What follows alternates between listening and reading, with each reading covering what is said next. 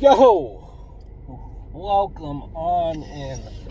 Finally, we're going to try this now. After a couple of takes of really no avail, we're gonna try this now. We're gonna try to get this done, and that's we're speaking in reference to Cleanpin. This is, I believe, episode 37 that we're in, and my, there is a lot that I want to get into. And if you're new here, I thank you for subscribing. Of course, please do subscribe. If you haven't subscribed, what are you waiting for? We talk about all things wrestling, as much federations as humanly possible. AEW, WWE, MLW, New Japan, NWA. God, I hope NWA comes back. What else we got there? Everything and anything. That's all that we should be concerned and worried about, folks. It will be a good time here, and looking forward to definitely speaking some wrestling. And where shall we begin? In no particular order here. Wow. I guess the thing that's on my mind, SummerSlam first and foremost.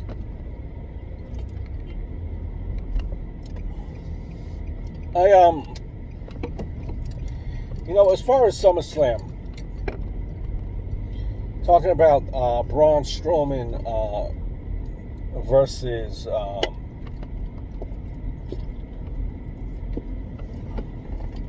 when you had Braun versus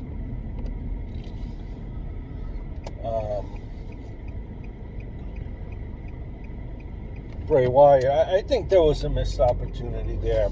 I'm sure there could have been maybe possibly something that you would have been able to do as far as Alexa Bliss. She wasn't incorporated. She wasn't utilized. I really didn't.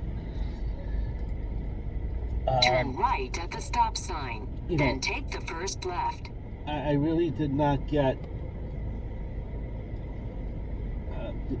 I thought, at least kind of, was that the end? Maybe I'm missing something. Turn maybe left at the traffic light.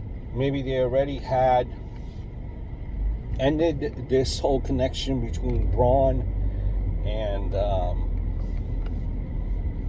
Alexa, when Alexa just slapped him. Was that the ending of it? Did that kind of put the bow on that relationship and that angle there? But it didn't seem like it.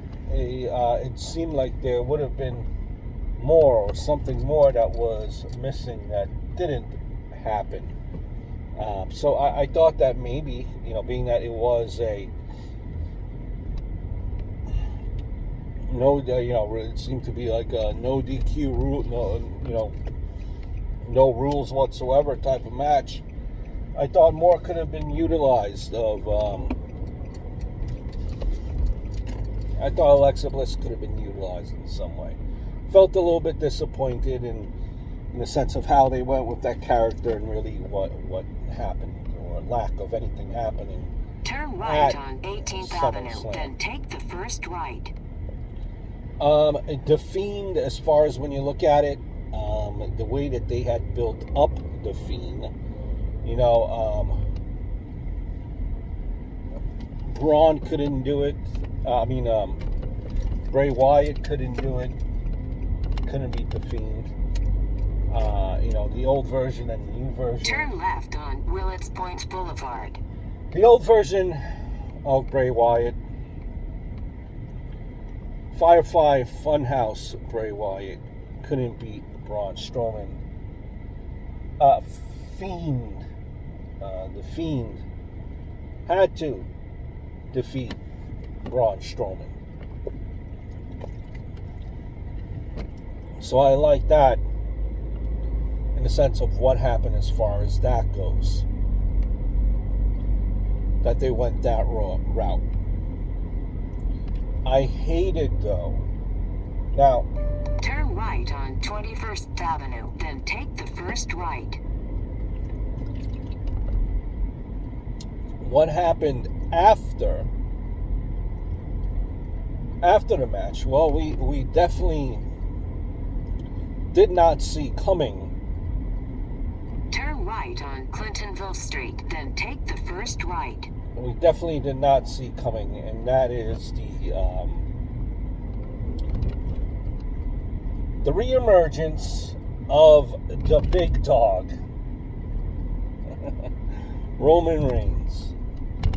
Roman Reigns, new teeth and all, out there full of gusto and all ready to go. And he's out there after the match. And he just completely makes in 3/4 of a mile, turn left on 35th Avenue. He just completely makes the Fiend just look absolutely silly. Absolutely silly. Like, completely, like, made him look like a schmuck. Your new champion that you just crowned, guy that you just crowned, new champion, you just made him look like a schmuck. Now, let me take a step back. Okay, let me take a step back and let me explain why I say that. So I'm not just going to throw it out there. I'm not saying it just to say it. You have the Fiend, or Bray Wyatt, rather.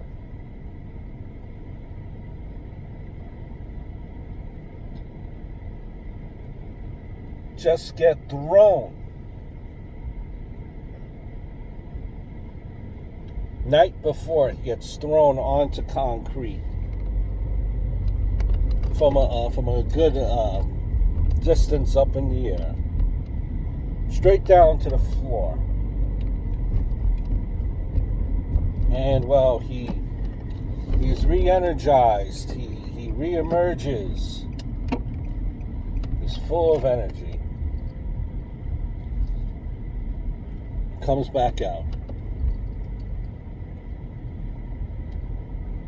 He re-emerges. There you go. We find him.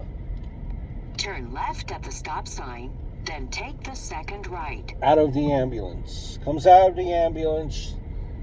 That was for the Raw the SmackDown Go Home show. Re-emerges from the ambulance in one piece. Re-emerges. But then you have a guy like Roman Reigns coming out of nowhere. One super punch, two super punch. Turn left at the stop sign, then take the first left. Or a boot and a kick. And a Darcy blows. This guy is no longer... He's unable to get up. He looks like a schmuck. He's unable to do anything. And that's it. Big dog Roman Reigns. And this guy just looked completely silly. He can't get up. Turn right at the traffic light. Someone get up. Someone wake up the Fiend. And then we hear, we've since known that on Payback, it's going to be the Fiend versus Braun Strowman versus Roman Reigns. Now, storyline stupidity here for me. I need you to explain to me.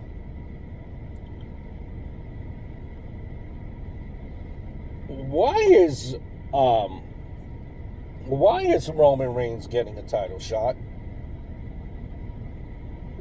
Where has Roman Reigns been all this time?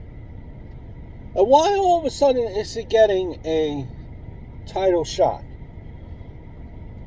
Now I know that it's just questioning too much and you should let it go. But please explain to me why he's getting a title shot. What has he done to deserve a title shot? He's a former champion that hasn't been on TV for a while. But why is he getting a title opportunity? Please, someone explain to me why he's getting a title opportunity so quickly. But, you know, the match, overall, the match, I think was, you know, it was a,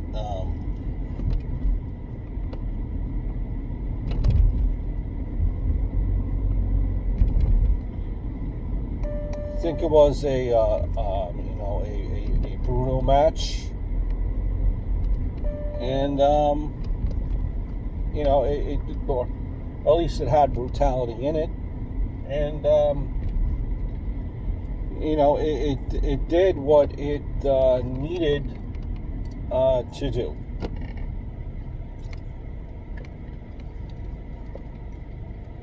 In 1/2 mile, turn left on 35th Avenue.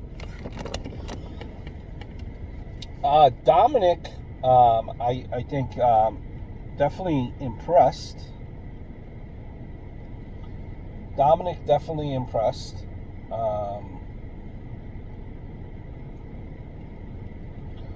Versus Seth Rollins. It helps when you have a guy like, you know, like Seth Rollins as your dance partner, and having Rey Mysterio as your father definitely helps as well. So it was a good matchup, and we knew that Dominik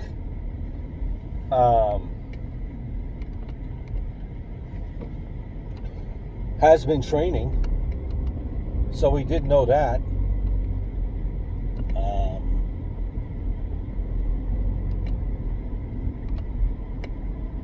Yeah, like we said, he did not embarrass himself. The ring gear,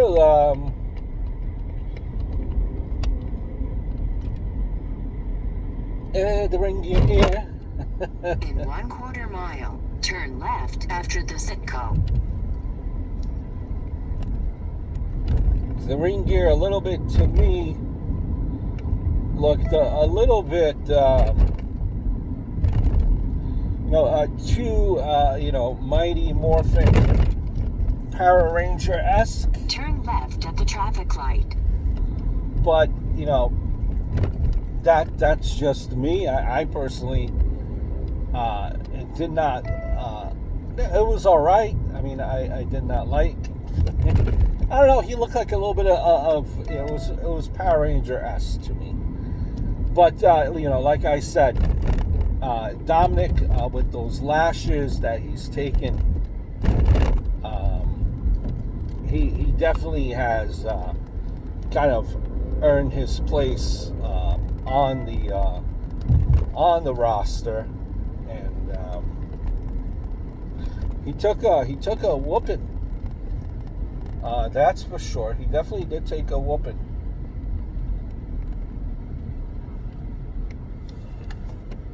And they're talking about eventually, as far as Dominik goes. Turn left on 42nd Avenue. Then take the first right. They're talking about kind of repackaging him, I believe, to to kind of go by the name of Prince Dominik, which, you know,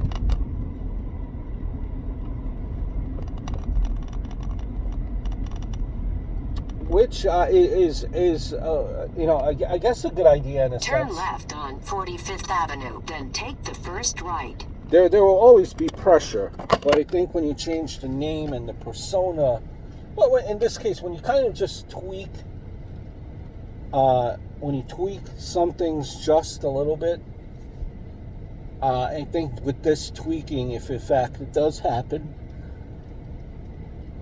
now I don't know what's, you know, Dominik's actual contract and what's his status going forward, but when you make a tweak like that, it does at least allow him to, you know, breathe a little and kind of go into start developing his own name and his own recognition once this feud is over between Seth Rollins. So Dominik was out there, did not embarrass himself as far as you know, and what he's done on Raw, you could tell that he kind of you expected that, you know, you expected a good showing at SummerSlam, because on Raw, though, what he's been doing, it's unlimited. It's using a stick, but he's still, you know, it was doing it and selling it with conviction and believability. So, you know, it was a good showing by Dominik. I want to skip around to a little bit of AEW, and we'll jump back into you know, some SummerSlam, but you know, just jumping around here because that's what we do on this podcast, and we're gonna try. It's been such a really a disaster. The last couple of tries just been clonked out, and we're gonna try to do this live. Try to get it live on Wednesdays for you, but nonetheless. In 3/4 of a mile, turn left on Horace Harding Expressway. As you can see, my GPS there going off in the background. But you know, speaking about AEW, the matchup for the TNT World's Championship.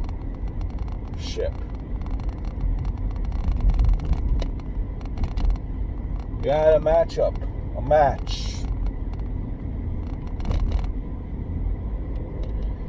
Cody versus Brodie Lee. And Brodie Lee won the match. In 1/4 mile, turn left on Horace Harding Expressway. Now, Brodie Lee not only won the match, he dominated the match. He was fierce. He was brutal.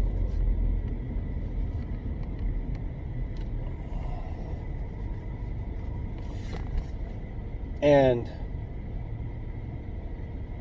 that's what needed to happen. That's what needed to happen. You know, I said it before, and I will stick by it. And I'll say again as I'm driving by my old high school here. I think when Brodie Lee first debuted on AEW,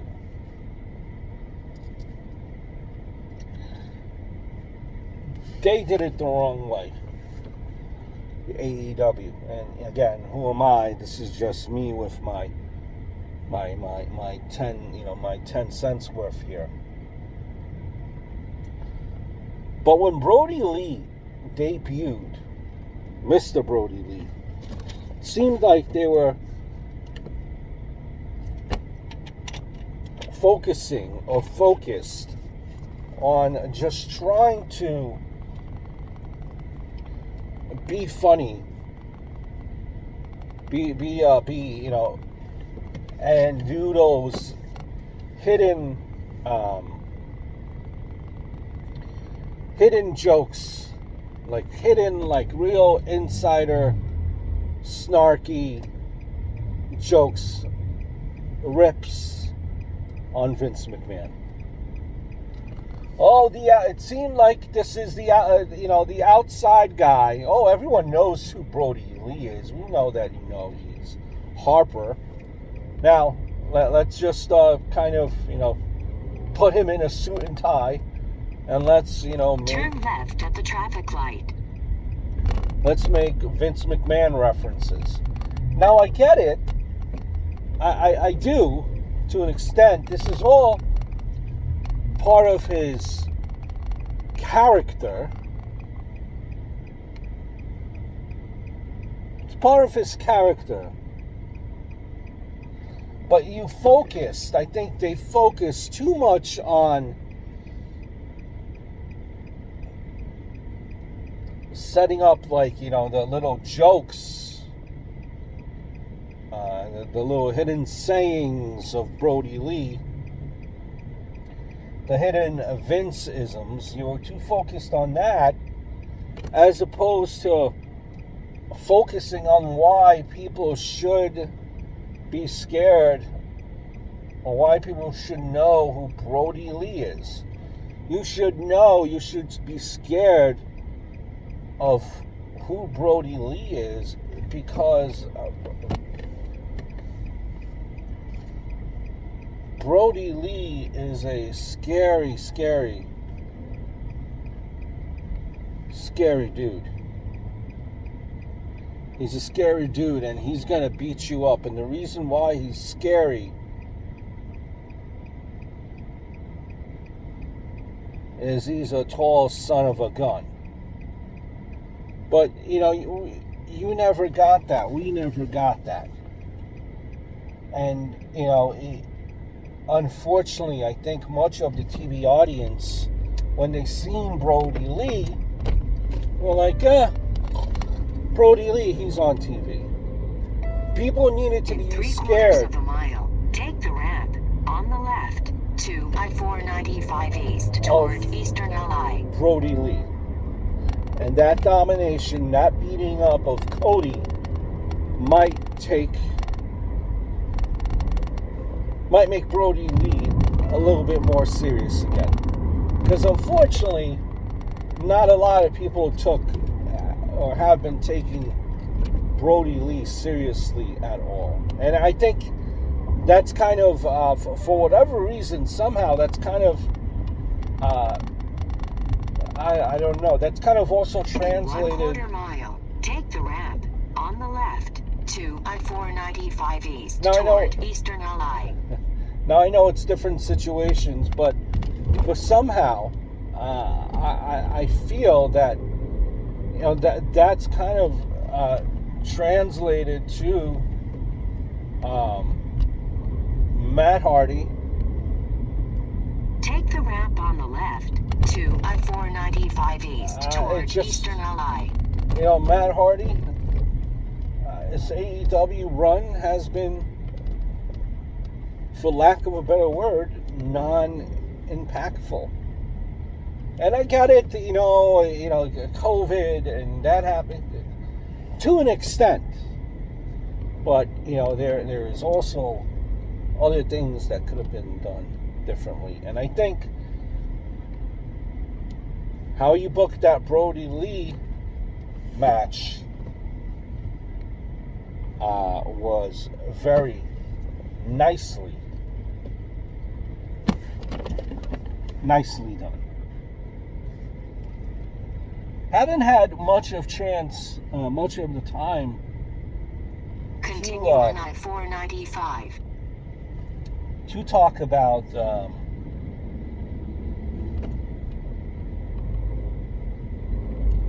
Retribution. And, Retribution has changed over the past couple of weeks. But, one thing remains the same to me as far as Retribution. Retribution has not, for whatever reason,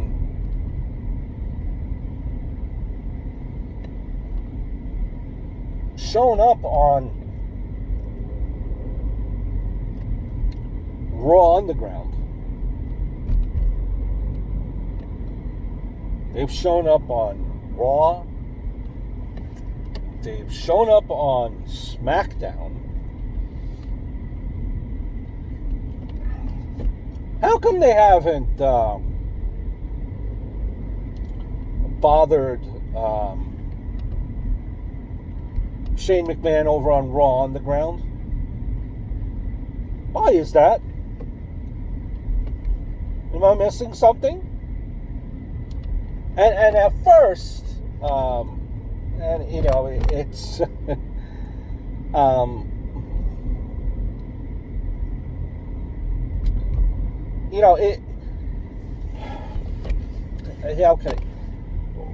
it's at first when we seen Raw, when we seen Retribution, they were very small individuals. I don't know if I'm considered small as far as wrestling goes, but I'm 6'1", 6'2", and these people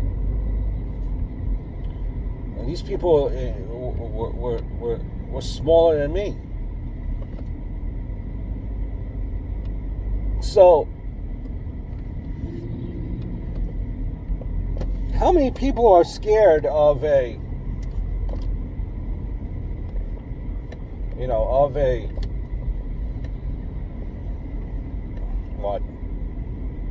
what were they, maybe 5'8", 5'8", maybe 5'8". How many people are scared of 5'8" individuals?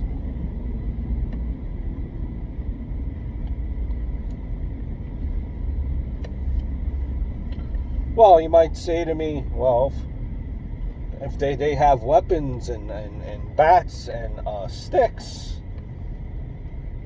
then you might be scared. Okay, fair enough. Fair enough. Okay, so let's say if you want to ignore the size. Let's ignore the size. They have weapons. Storyline-wise, you have them come out and you have them, and I'm sure it's limited as to what they could do. I get that. I'm sure that is the case. But they're not exactly wreaking holy hell on. They weren't wreaking holy hell on the Performance Center, and really, they definitely on the Amway Center. They weren't wreaking hell, especially not on the Amway Center. Can't really be breaking stuff there. So that comes, so that's that. And like when you think about it, and I think everyone is in agreement that people think that these are, for whatever reason, that it's NXT talent.